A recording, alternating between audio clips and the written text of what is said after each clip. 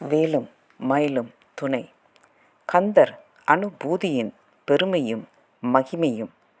இத்தகைய மகிமை வாய்ந்தது அருணகிரிநாத சுவாமிகள் அருளிய கந்தர் அனுபூதி. கந்தபெருமானை ஆத்மஸ்வரூபமாகவே அனுபவிப்பது தான் கந்தர் அனுபூதியாகும்.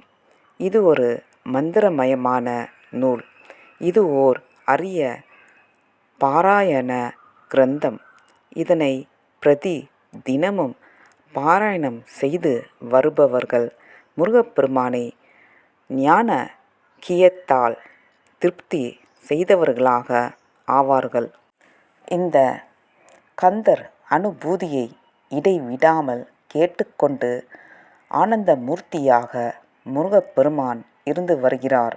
எனவே இது பாமர ஜனங்களில் இருந்து முருகப்பெருமான் வரையில் ஆனந்திக்க செய்யும் ஓர் அற்புதமான தெய்வீக தன்மையை கொண்டு அருள் கிரந்தமாக விளங்குகிறது. மகான்களும் ஞானிகளும் துறவிகளும் யோகிகளும் முக்தர்களும் வேதாந்த வாக்கியங்களிலேயே ரமித்து கொண்டு இருப்பார்கள்.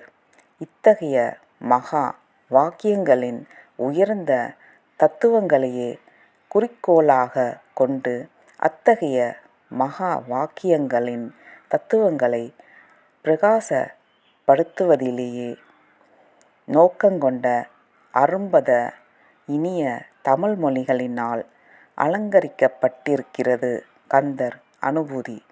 ஆதலால் பகவத் கீதையில் ஸ்ரீ கிருஷ்ண பரமாத்மா கூறிய வண்ணம் யோ யோ யாம் யாம் தனும் பக்த சரத்தயா அர்ச்சித்து மிச்சதி தஸ்ய தஸ்யா அசலாம் சரத்தாம் தாமேவ விததாம்யஹம் என்று, அதாவது எப்படி எப்படி என்னை தியானம் செய்கிறார்களோ அப்படியே அவர்களுடைய தியானங்களுக்கு ஏற்றவாறு அவர்களுடைய மனோபாவத்தை நிலைநாட்டி அதற்கு தகுந்தவாறு அவர்களுடைய உள்ளத்தில் தோன்றி ஆனந்திக்க செய்வேன் என்று கூறியிருப்பதால் பக்தர்களுடைய மனோபாவத்தையே இறைவன் மேலானதாக கருதுகிறான். எனவே இந்த கந்தர் அனுபூதியும் அடியார்களுடைய மனோபாவத்திற்கு தகுந்த வண்ணம் முருகப்பெருமானை அனுபவிக்க செய்கிறது. இதை விபூதி தியானத்திலேயே அருணகிரியார் செஞ்சொற்புனை மாலை என்று சொல்லுகிறார்.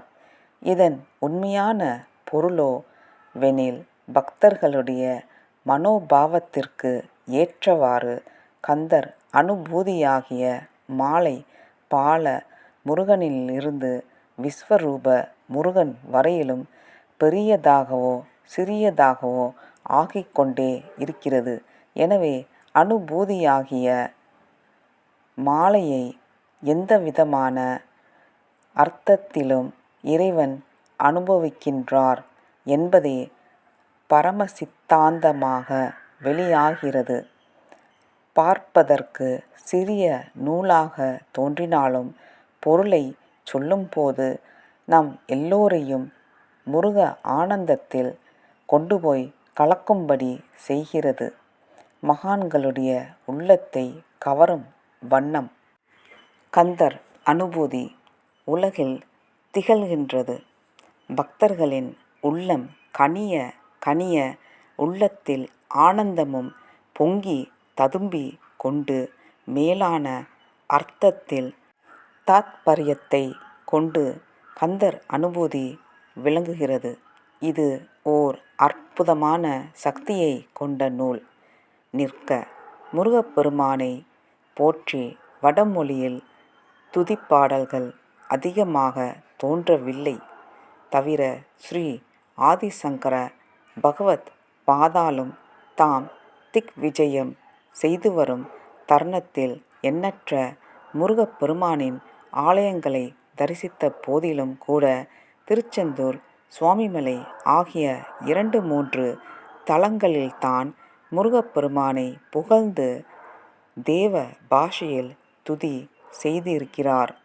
இதற்கு காரணமோவெனில் முருகப்பெருமானை தமிழர்களின் தனி தெய்வமென்றே ஆறாத காதலுடன் மக்கள் புகழ்ந்து போற்றி வணங்கி வருகிறார்கள் என்பதேயாகும். எனவே தமக்கு பின்பு வருங்காலத்தில் அக்கினி க்ஷேத்திரமாகிய திருவண்ணாமலையில் அருணகிரிநாதர் என்ற மகான் அவதரித்து ஆறுபடை வீட்டினை உடைய முருகப்பெருமானின் திருவருளை பூர்ணமாக பெற்று அருந்தமிழ் சொற்களால் முருகனை இசை மாறி பொழிய போகிறார் என்பதே முக்கியமான மூல காரணமாகும். இதிலிருந்து அருணகிரியார் திருவாய் மலர்ந்தருளிய பாடல்களில்தான் எல்லாம் வல்ல முருகப்பெருமான் லயித்து இருக்கிறார் என்பதை எடுத்து சொல்லவும் வேண்டுமோ? தில்லை கூத்தனும் பொன்னம்பல வாணனுமாகிய ஸ்ரீ நடராஜ பெருமானின் முன்னிலையில் வைத்து போற்றப்பட்ட 12 திருமுறைகளுக்கு சமமாக நிற்கிறது அருணகிரிநாதருடைய பாடல்கள். எனவே தமிழர்களின் தனித்தெய்வமாக இப்புண்ணிய பூமியாகிய தென்னகத்தில் விளங்கும் ஆறுபடை வீட்டினை உடைய முருகப்பெருமானுக்கும் 12 மறைகள் உள்ளன. அதனை கீழ்க்கண்டவாறு அறியவும். முருகப்பெருமானின் 12 திருமுறைகள். திருப்பரங்குன்றம் திருப்புகழ் 1வது திருமுறை. திருச்செந்தூர் திருப்புகழ் 2வது திருமுறை. திருவாவினன்குடி திருப்புகழ் பழனி 3வது திருமுறை. திருவேரகம் சுவாமிமலை திருப்புகழ் 4வது திருமுறை. குன்றுதோறாடல் திருப்புகழ் 5வது திருமுறை. பழமுதிர்ச்சோலை திருப்புகழ் 6வது திருமுறை. ஆறுபடை வீட்டினை சேராத பொது திருப்புகழ் 7ஆம் திருமுறை. கந்தர் அலங்காரம் 8ஆம் திருமுறை. கந்தர் அந்தாதி 9வது திருமுறை. திருவகுப்பு ஆக மொத்தம் 25. 10ஆம் திருமுறை. மயில் விருத்தம் வேல் விருத்தம் 11ஆம் திருமுறை. கந்தர் அனுபூதி 12ஆம் திருமுறை. நன்றி, வணக்கம். வேலும் மயிலும் துணை.